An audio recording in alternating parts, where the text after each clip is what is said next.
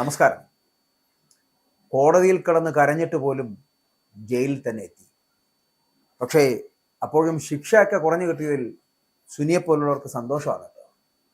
Cinema ലോകത്തെ പിടിച്ചു കുലുക്കിയ നടി ആക്രമിക്കപ്പെട്ട കേസിൽ നടൻ ദിലീപിന് സമ്പൂർണ്ണ ആശ്വാസം നൽകിയ വിധിന്യായത്തിന്റെ പകർപ്പ് പുറത്തു വരുമ്പോൾ ഏകദേശം 1700-ലധികം പേജുകളുള്ള വിധിന്യായത്തിൽ കോടതിയുടെ നിലപാട് വ്യക്തമാക്കുന്ന ശക്തമായിട്ടുള്ള വാക്യവും അതിനകത്ത് ഉൾപ്പെടുത്തിയിട്ടുണ്ട് എന്നുള്ളതാണ്.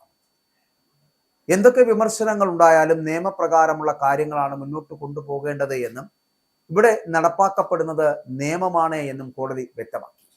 ഉത്തരവിന്റെ 1110 പേജ് മുതലാണ് ദിലീപിനെ വെറുതെ വിട്ടതിന്റെ കാരണങ്ങൾ അതിൽ വ്യക്തമാക്കുന്നത്.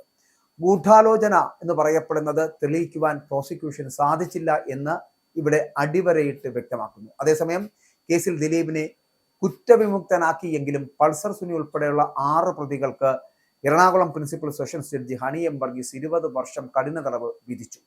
കൂട്ടബലാത്സംഗം ഉൾപ്പെടെയുള്ള കുറ്റങ്ങളാണ് പ്രതികൾക്കെതിരെ അതിനകത്ത് തെളിഞ്ഞത് എന്നുള്ളതാണ്.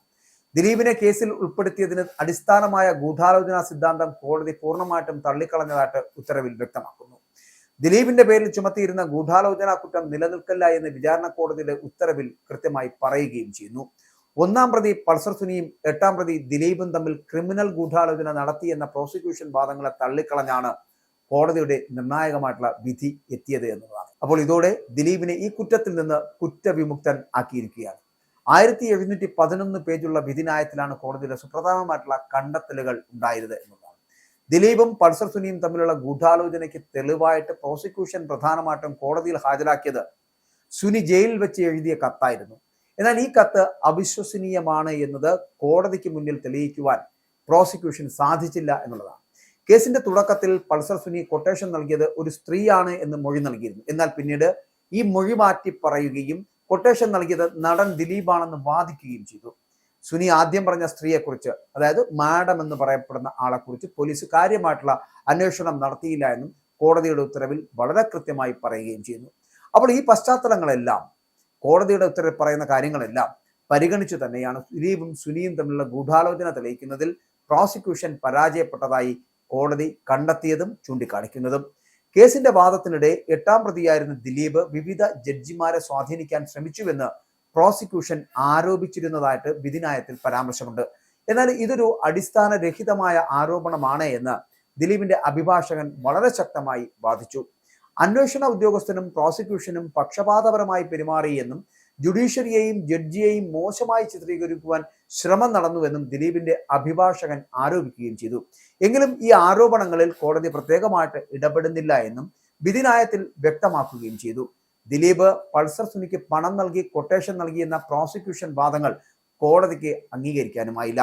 കൊട്ടേഷനോ പണമിടപാടുകളോ തെളിയിക്കുവാൻ പ്രോസിക്യൂഷന് കഴിഞ്ഞിട്ടില്ല എന്ന് വിധിന്യായത്തിൽ പറയുകയും ചെയ്യുന്നു. യഥാർത്ഥത്തിൽ മാഡമാണ് ദിലീപിനെ രക്ഷിക്കുന്നത്.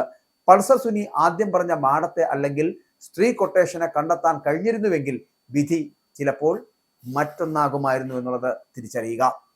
ജയിലിൽ നടന്ന ഫോൺ സംഭാഷണങ്ങൾ, പൾസർ സുനിയുടെ കത്ത് എന്നിവയെല്ലാം ഗൂഢാലോചനയുടെ തെളിവായിട്ട് പ്രോസിക്യൂഷൻ ഉയർത്തിക്കാട്ടിയെങ്കിലും നിയമപരമായിട്ടുള്ള പോരായ്മകൾ ചൂണ്ടിക്കാട്ടി കോടതി ഇവ തള്ളിക്കളയുകയായിരുന്നു.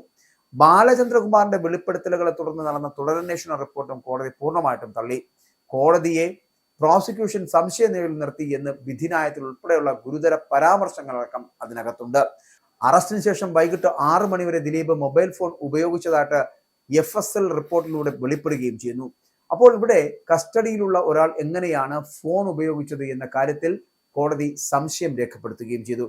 മറ്റൊരു പരാതിയുമായിട്ട് ബന്ധപ്പെട്ടിട്ട് തെളിവുകൾ ശേഖരിക്കുവാൻ വേണ്ടിയാണ് തന്നെ വിളിച്ചു വരുത്തിയത് എന്നും ആലുവ റൂറൽ SP AV ജോർജാണ് താനുമായിട്ട് സംസാരിച്ചത് എന്നും ദിലീപ് വാദിച്ചു. കേസിന്റെ അന്വേഷണവുമായിട്ട് ബന്ധപ്പെട്ട് ദിലീപ് കോടതിയിൽ ഉന്നയിച്ച ഗുരുതരമായിട്ടുള്ള മറ്റൊരു ആരോപണവും വിധിന്യായത്തിൽ പരാമർശിക്കുന്നുണ്ട്. കേസിന്റെ ടീം ലീഡറായിരുന്ന അന്നത്തെ IG ദിനേന്ദ്ര കശ്യപിന്റെ സാന്നിധ്യമില്ലാതെയാണ് പല കാര്യങ്ങളും നടന്നത് എന്നാണ് ദിലീപിന്റെ ആരോപണം. അന്നത്തെ ക്രൈംബ്രാഞ്ച് ADGP ആയിരുന്ന B സന്ധ്യ, ആലുവ റൂറൽ SP അന്വേഷണ ഉദ്യോഗസ്ഥനായിരുന്ന DYSP ബൈജു പൗലോസ് എന്നിവരടങ്ങിയ സംഘമാണ് കാര്യങ്ങൾ മുന്നോട്ട് കൊണ്ടുപോയത് എന്നാണ് ദിലീപ് വാദിച്ചത്. ഗൂഢാലോചന തിയറി പൊളിഞ്ഞതിന്റെ പ്രധാന കാരണം ഈ മാഡം എന്ന് പറയപ്പെടുന്ന ആളെ മറന്നുള്ള ഒരു അന്വേഷണം, ആ അന്വേഷണം എന്തുകൊണ്ട് നടന്നില്ല എന്നുള്ളതാണ്. കൊട്ടേഷൻ നൽകിയത് സ്ത്രീയാണ് എന്ന് ആദ്യം പറഞ്ഞ പൾസർ പിന്നീട് അത് മൊഴി മാറ്റുന്നുണ്ട്. എന്തുകൊണ്ട് അത് അന്വേഷിച്ചില്ല എന്നുള്ളതാണ്.